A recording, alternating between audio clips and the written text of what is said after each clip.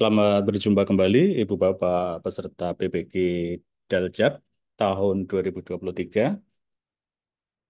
Untuk kali ini saya akan memberikan tutorial terkait dengan bagaimana membuat laporan ya hasil penelitian tindakan kelas.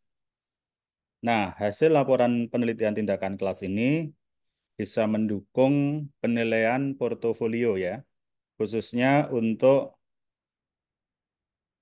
komponen melaksanakan penelitian dan publikasi. Jika laporan hasil penelitian yang Ibu Bapak buat itu diseminarkan, walaupun itu di sekolah, maka akan mendapatkan skor 1. Tetapi jika tidak diseminarkan, tapi tersedia laporan hasil penelitian, maka akan mendapatkan skor 0,5. Nah, Ibu Bapak bisa membuat laporan hasil penelitian tindakan kelas berdasarkan aktivitas atau kegiatan PPG yang sudah Ibu Bapak lakukan selama ini. Nah, ini adalah panduan singkat ya, bagaimana menulis laporan penelitian tindakan kelas. Struktur laporan PTK bisa dimulai dengan halaman judul. Di sini bisa disertai logo sekolah ya, kemudian identitas. Lalu halaman pengesahan ini bisa disahkan atau diketahui oleh kepala sekolah atau wakasek kurikulum. Kemudian abstrak ya, bisa berisi ini ya, tujuan, metode, dan hasil ya. Tujuan tentu saja untuk menyelesaikan permasalahan pembelajaran yang Ibu Bapak hadapi. Metodenya adalah penelitian tindakan kelas, bisa digambarkan ya garis besarnya. Kemudian hasilnya adalah hasil dari penelitian yang dilakukan ya dalam menjawab rumusan masalah ya sesuai dengan tujuan yang tadi sudah ditetapkan. Kemudian daftar isi, daftar tabel jika ada, kemudian daftar gambar, ini juga jika ada, daftar lampiran. Nah, kemudian bab 1 pendahuluan berisi latar belakang masalah, rumusan masalah, tujuan penelitian dan manfaat penelitian. Bab 2 adalah kajian pustaka, kerangka berpikir dan hipotesis. Kemudian bab 3 adalah metodologi penelitian ya atau metode penelitian. Nah, ini ada beberapa hal yang harus ditulis ya. Kemudian hasil tindakan dan pembahasan. Nah, ini.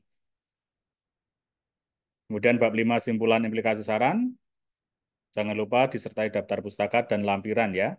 Bisa berupa RPP atau modul ajar, kemudian instrumen pengumpulan data, catatan lapangan, dan juga dokumentasi. Nah, ini saya akan coba membantu Ibu Bapak untuk mengkaitkan ya struktur laporan penelitian tindakan kelas itu dengan lembar kerja PPG Daljab. Nah, di halaman judul ini saya kira cukup jelas ya. Silahkan judul bisa dibuat dengan pola XY atau YX.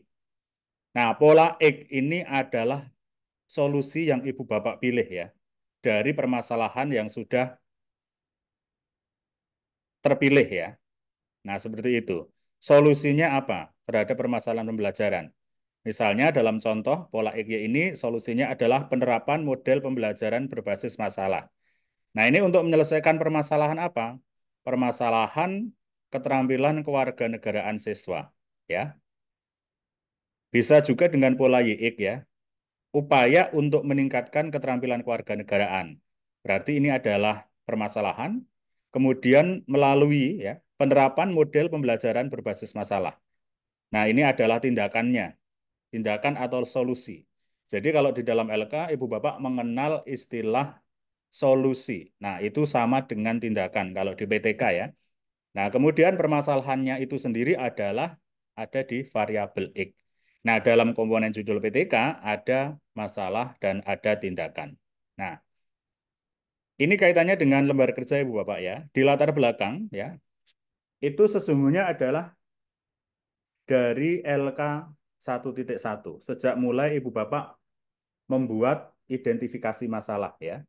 Ada 14 masalah yang diidentifikasi, kemudian dikerucutkan ke masalah pembelajaran yang bisa diselesaikan gurunya, dieksplor penyebabnya itu apa, Nah, hal-hal yang menyebabkan persoalan itu muncul ya di 1.2, nah itu sesungguhnya sudah menjadi latar belakang masalah ya. Dan ditentukan akar penyebabnya itu apa. Nah, agar bisa apa? Agar bisa nanti dicari atau dieksplor alternatif solusi. Alternatif tindakannya apa? Ya. Jadi di latar belakang masalah itu berasal dari apa? Dari hasil identifikasi masalah yang sudah dieksplor penyebabnya itu apa saja, hal-hal yang menyebabkan persoalan itu muncul ya, sehingga bisa diketahui akar penyebab masalahnya. Nah, untuk menulis latar belakang masalah ini, Ibu Bapak bisa menguraikan kondisi yang diharapkan, kondisi ideal. Nah, kemudian kenyataan atau fenomena yang ada, disertai bukti-bukti. Ya. Nah, kemudian jangan lupa digambarkan kesenjangannya, lalu dijelaskan dampak yang terjadi jika masalah tidak terselesaikan, dan dikemukakan ya faktor-faktor penyebab masalahnya itu apa, ya, akar masalahnya itu apa. Nah, ini tentu saja tak terlepas dari literatur review yang juga Ibu Bapak gunakan dalam membuat LK ini. Nah, kalau rumusan masalah dalam PTK ini bisa mengacu pada variabel masalah ya, Y, dan variabel tindakan X ya. Misalnya ya, apakah ya keterampilan kewarganegaraan siswa meningkat ya dengan penerapan model pembelajaran berbasis masalah. Nah, bisa seperti itu, Ibu Bapak ya, rumusan masalah. Nah, tujuannya tentu saja untuk menyelesaikan permasalahan pembelajaran tersebut, ya. Sehingga Ibu Bapak bisa membuat tujuan ya yang relevan dengan ini ya, dengan masalah pembelajaran yang ingin diselesaikan. Manfaat ya, ini bisa dijustifikasi manfaatnya untuk apa saja. Kemudian bab 2, nah ini Ibu Bapak tinggal menggunakan ya LK00A. LK00A itu kan LK literatur review. Kemarin dalam menelusuri literatur, Ibu Bapak dipandu dengan rumus ya 5W1H dari berbagai artikel ya, jurnal ya, kemudian e-book dan seterusnya ya. Di sana ditemukan ya berbagai sumber untuk bisa mengeksplor alternatif solusi atau alternatif tindakannya. Nah, kajian pustakanya nanti dimasukkan poin A. Kerangka berpikirnya juga ya, pakai hipotesis boleh tidak boleh. Dan sampai ke penentuan solusi. Penentuan solusi ini adalah penentuan tindakan akan menggunakan apa. Kalau kemudian akan menggunakan pendekatan ya model pembelajaran berbasis masalah, maka tindakan itu dipastikan relevannya. Relevan atau tidak itu ditunjukkan dari literatur review. Ya, ini.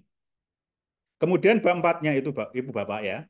Bab 4-nya ini Ibu Bapak sudah melaksanakan PPL atau praktek pembelajaran inovatif. Yang dasarnya itu dari LK 2.3 rencana aksi.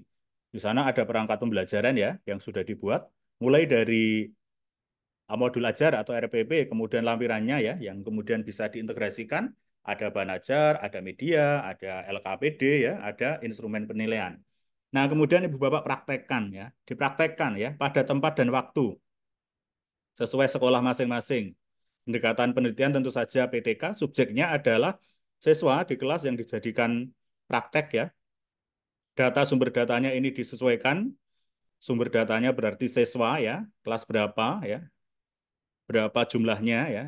Kemudian mengumpulkan datanya dengan apa ya. Ibu Bapak sudah melakukan observasi ya. Kemudian wawancara dengan sejawat, dengan pakar ya. Ini tinggal digunakan saja. Sudah melakukan tes ya terhadap hasil belajar ya yang berupa penilaian formatif, ada juga penilaian diagnostik, ada yang sumatif. Nah, ini tinggal digunakan saja.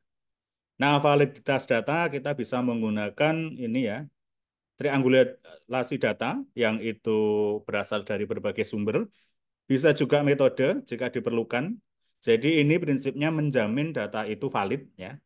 Kemudian analisis datanya disesuaikan ya, Ibu Bapak ya, dengan kebutuhan ya.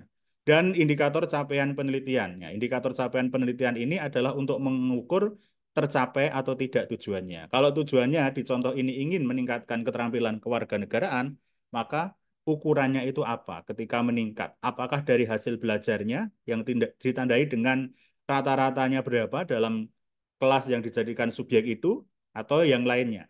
Silakan disesuaikan. Nah, kemudian hasil tindakannya Ibu Bapak digambarkan di sini ya.